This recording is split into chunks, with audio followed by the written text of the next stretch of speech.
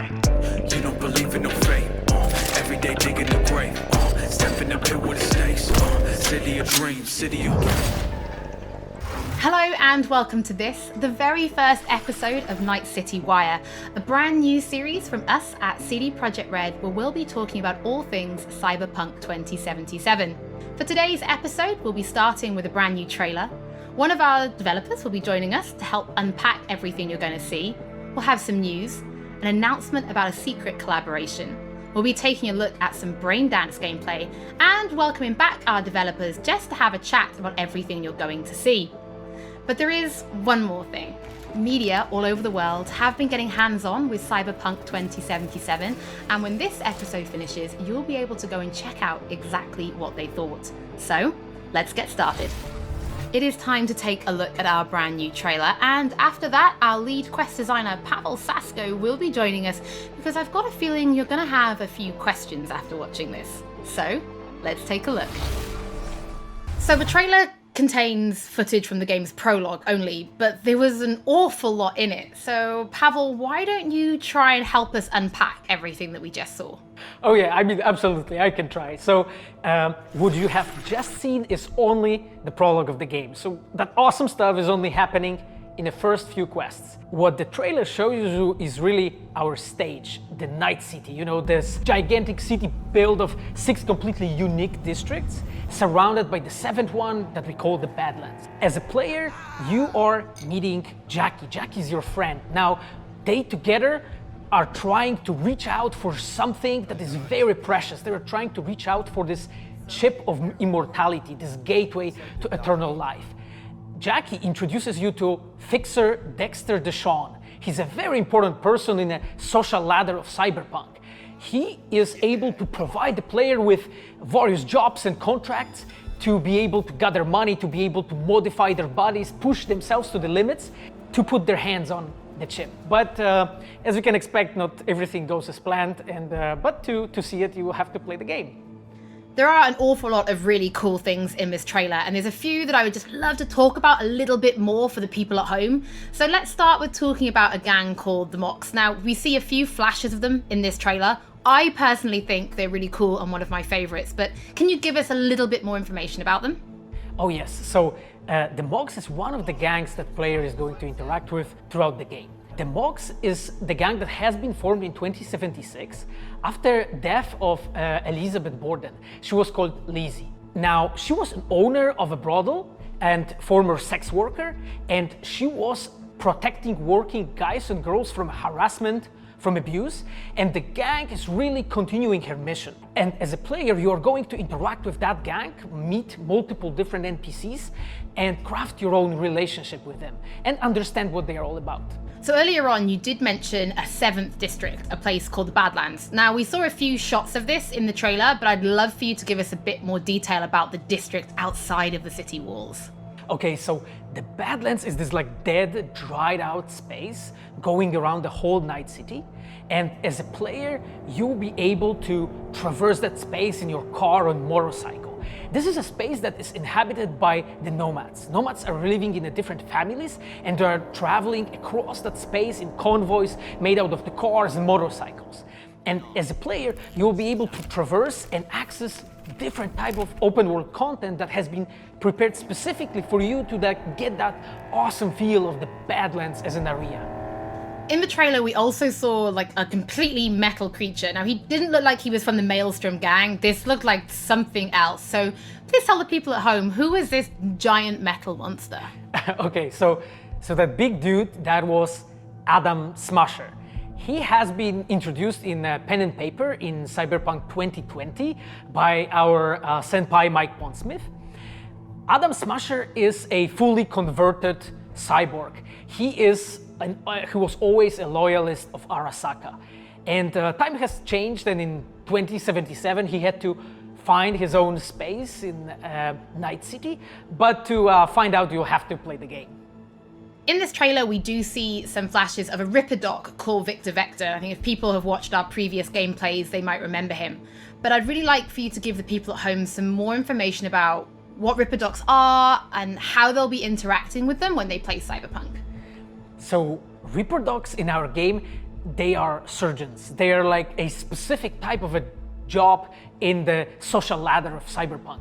They are accustomed and specialized in replacing limbs to the metal ones. They can basically update your body, enhance your body, change you into this walking war machine. And as a player, you are going to meet different kind of reproducts in the game, craft your own relationship with them. Some of them are like important characters for a story. Through that, you will invest eddies that you're gathering to turn your body into this tool that allows you to survive on the streets of Night City. Pavel, thank you so much for joining us. I know you'll be back later in the episode because you're going to be helping us to analyze the Braindance gameplay. But before that, we do have some news to share. Earlier in the year, we announced that if you pick up Cyberpunk 2077 on Xbox One, you'll be able to play it on Xbox Series X when the console launches. And just in case you missed it, it will be the same for PlayStation players as well. If you pick up Cyberpunk 2077 on PlayStation 4, you'll also be able to play it on PlayStation 5 when the console launches.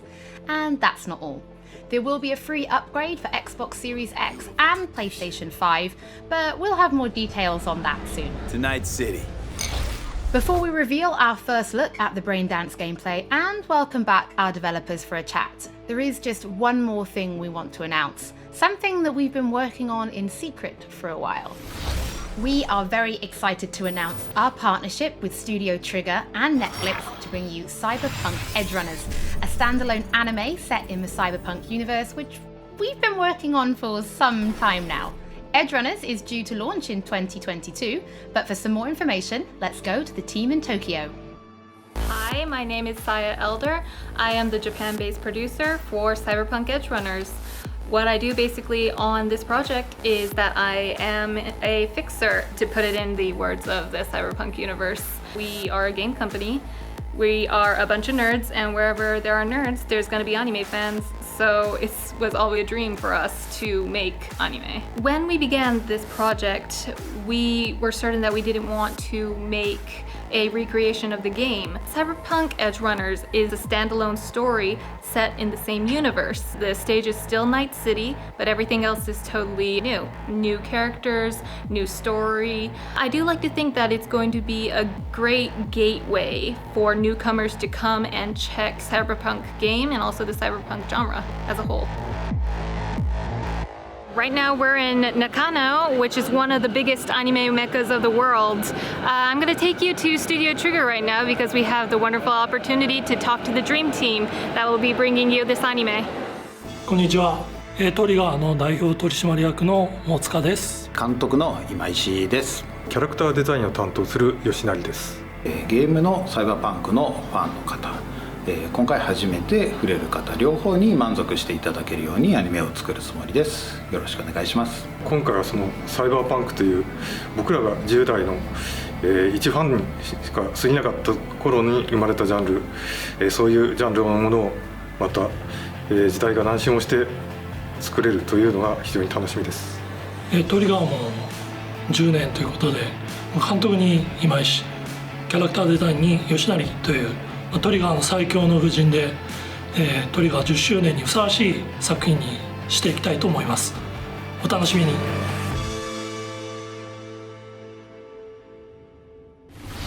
Now it is time to show you some gameplay of Braindance. This is a feature that you'll experience when you play Cyberpunk 2077. Braindance is essentially a recording of somebody else's experience. It allows you to relive their sense of sight, smell, touch, and even hearing, all thanks to a special device. After the gameplay, I will be welcoming back Pavel Sasko, and will also be joined by Patrick Mills, our senior quest designer and all-round lore master, who will be helping to answer your questions and give you some explanation on how you'll be interacting with Braindance when you play Cyberpunk 2077. So, let's take a look. Plan simple. Do nothing odd. Don't get creative. You go in, snatch the cash, get out. And we sell the BD to those psycho freaks from the studio. Got it. And remember, everything on full blast. They'll spot us extra for a wicked adrenaline high. Okay, on you go.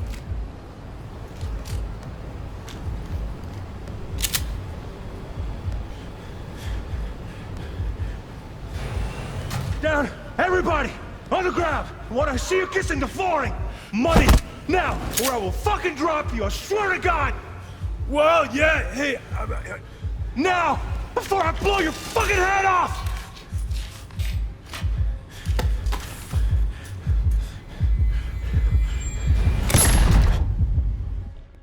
Ah!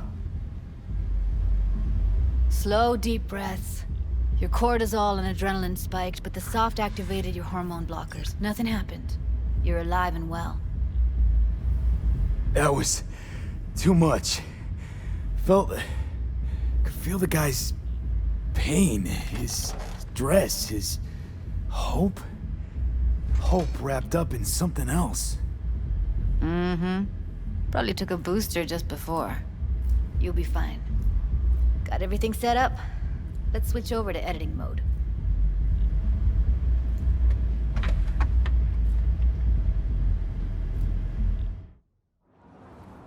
I'll sever the link to the BD Roller's sensory array. You'll be able to look around freely.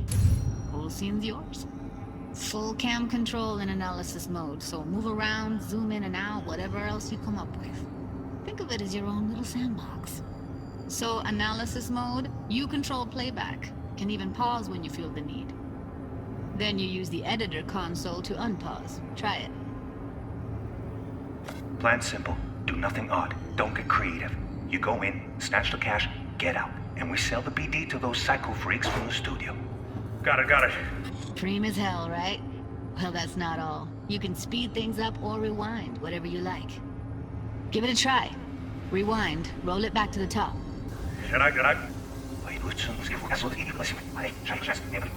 All good, neat. Now try fast forwarding a bit. Plan simple. Do nothing odd. Don't be creative. You go in, snatch the cash, get out. Okay. You can also reset the recording. That'll take you right back to the beginning. Try it. Now for some fun. This here's why you came in the first place. In analysis mode, you get to view and even scan details of the enviro recorded by the BD roller. Focus on the heat, the gun this gonk gets from his buddy at the beginning. Now scan it. Plan simple. Do nothing odd. Don't get creative. You go in, snatch the cash, get out. And we sell the BD to those psycho freaks from the studio. And remember, keep on left. That's all you have to leave it. Okay, right here. Excellent. Let's move on. Now heads up. In analysis mode, you can ferret out background noise and conversations if the roller got close enough. This tech records everything, every little detail, even the sights and sounds the roller was never aware of. To see the sources of the recorded sensory signals, switch to the audio layer in the editor. Go ahead and try that now. Okay, good. Now you should see several sound signatures in the store. Choose one and hone in on it. Pack of 6, case of Brosif, and a couple of zappers. Okay, we have a deal today on 2 flavors, curry and Down! surf and Everybody! On the So, any thoughts? Unbelievable. Seriously, like what's happening right next to me. Yeah, it's how BD recording implants work. They pick up everything, all the elements in the background. Then an editor tweaks them, makes them pop. Keep playing with the sound, explore it a bit. We'll move on when you get bored. I want to see you kissing the flooring! Money! Net! Sometimes you can analyze extra layers in the raw, stuff the roller's cyberware picked up. Like what? Ev's got Kiroshi optics that grab infrared, meaning you should be able to grab heat signatures from her recording. Huh. Hella nice. Scanning works on peeps, too. Walk up to the wounded chick. Try scanning her. Alright, next thing. Scroll forward to the part where our artist gets a lead injection. Or I will fucking drop you, I swear to God! Well, now! Fucking head off!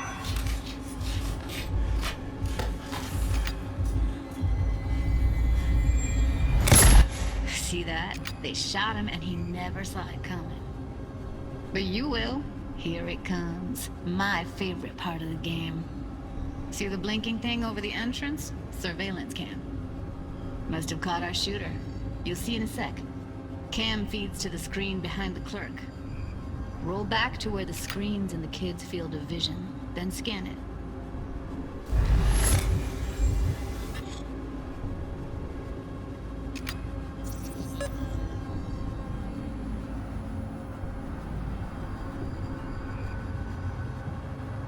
His own Chumba shot him. Probably planned to all along. Must have got a nice slice of cred on the black market for a BD like this. BD freaks are ready to pay a preem for a real flatline. Anyway, if you've seen enough, you can exit.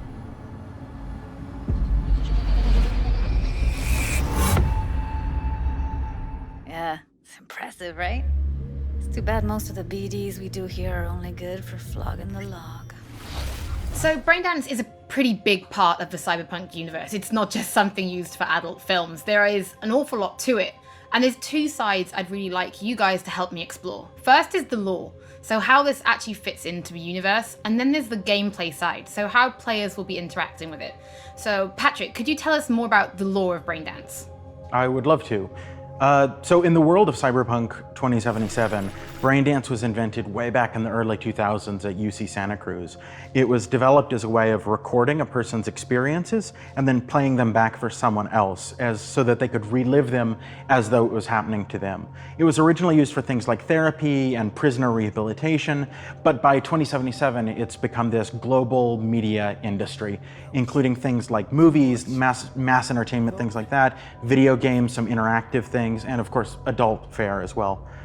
Now in our game we deal a lot with black brain dances, or XBDs as we call them, and there are different types of those, but the one that you saw in the trailer just there was a flatliner. Now that's where the person recording it actually dies during the recording, and it's popular with sort of an illicit kind of a thrill, but a mercenary can also use them for various things, and you'll see that in the game, of course. And from the gameplay perspective, we have been working a lot throughout last years trying to figure out the best way how to use the braindance in the game as a mechanics. So what we have settled on is this braindance editor mode. As a player, you will be able to run the braindance in the editor mode and see different clues that have been registered on the peripheral of given actor. Now, as a player, you can slide on the timeline of the recording back and forth, trying to uncover different clues. And that clues are actually telling a story in the game. So, as a player, you will run different investigations that will lead you to different mysteries, and you will uncover them actually using that braindance as a mechanics in the game. So, as Pavel was saying, we use Braindance as a storytelling tool. It's not a collectible. It's not something where you're going to go in and you're going to play it and you're going to be like, I've seen this before. What we use Braindance for is to give you a keyhole into the life of the residents of Night City. And we can explore things like childhood trauma, religion, various philosophical ideas in a way that you might not otherwise experience in a story about a mercenary on the tough streets. So we've tried to talk about some of the aspects that we think the community will find really exciting, but you know, while you're both here, I'd love to know, what is it about Cyberpunk that you guys are really excited for? Patrick, why don't you start? So one of the things that I'm most excited about in this game is the characters and the way they interact with the world. We've got this really interesting world that stretches all the way back to the Cyberpunk 2020 source material and all of these events and all of those things, but those don't mean anything unless they connect with characters. And so when we come up with a character, we start with their function. What is this person? What do they do in the story? But we don't stop there. We go back and we figure out, what was their childhood like? What was their upbringing like? What kind of obstacles did they face in this harsh reality, and did they overcome them? And how did they overcome them, or did they not overcome them, and why? And you can see all of those things in their environment, in their dialogues, in sort of how they operate in the world. And we come up with that for all of our characters. Now you look at someone like Victor Vector, and you're gonna see stories about his past in his environment and in his dialogue. You know, we come up with that stuff even if we don't use it in the game, because it helps inform us as to who these characters are. And for me, I would not be myself if I would not say that I'm the most excited about our quests. Like with our Witcher 3 team, with Patrick and like everybody that has stayed with us since the Witcher 3 time, we really have grown so much. We have learned so much, and we have used all that experience to put them into the quest that we have made. And you will not find really a filler in this game. Like, everything has a meaning. Like, we put so much effort into making sure that everything is rewarding, is interesting, is talking about characters, as Patrick said, is talking about worlds, is talking about emotions, like touching the player in a really, like a real way. And I just can't wait to find out what you think. Pavel, I know you mentioned story and quests and writing quests, and when I was last in the studio, I had a look and I saw a notebook on your desk, and I would love for you to show everybody this notebook. Okay, Holly, I mean, you asked for it. So this is my notebook. It says Salsa Quest Designer. The reason is because I dance salsa, and I'm a quest designer, so you know. So I started this notebook actually when we were really starting Cyberpunk. At the very beginning, I wrote like a first note, and it says pretty much something along the lines of that we were starting with a prototype. And then, you know, I kept on basically noting things that we've been working on for like next years. I remember once when our concept artists actually approached me, and they said that they want to take a look on my notebook. And I was like, what for actually? And they took some pictures, and they told me, yeah, well, you know, because we are looking for a reference material for notes of a psychopathic killer. Yeah, well, you may find maybe some of my notes in the game. Pavel and Patrick, thank you so much for joining me. I'm pretty lucky because I have read some of the stories that you and the team have written for Braindance, and I'm pretty excited for people to discover them. But before we do finish today's episode, there is just one more thing we'd like to talk about. Earlier in this episode, I mentioned that media have been getting hands-on with the opening of Cyberpunk 2077, and they should be posting their impressions right about now. And if you missed anything from today's episode, don't worry, we'll be uploading everything to our channels very soon. And finally, on behalf of everybody at CD Projekt Red, we just want to say thank you so much for joining us for this, the very first episode of Night City Wire. But don't worry, we'll be back with episode 2 in just a few weeks. So, we shall see you soon.